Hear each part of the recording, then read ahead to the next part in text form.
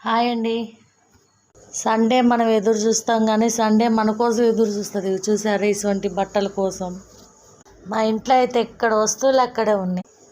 ఈ బట్టలు ఉతికినాయి కానీ మడతేయలేదు. షాప్కి వెళ్ళేటప్పుడు హడావుడిగా వర్షం వస్తుందని దీని మీద వేసి వెళ్ళిపోయాను. ఇంటి వెనకాల కూడా ఎక్కడ వస్తువులు అక్కడే ఉన్నాయి.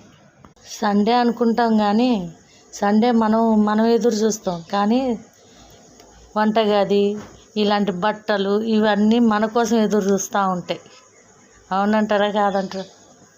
మా ఎవరి ఇళ్ళల్లో అయినా ఇంతే కదా. సండే ఎంత బద్ధకం చేసినా కానీ ఇటువంటి వర్కులు మాత్రం మనం మిస్ చేసుకోలేము.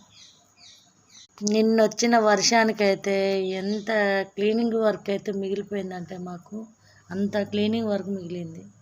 చేయాలంటే చేయబుద్ధి కావట్లేదు. బాయ్ అండి.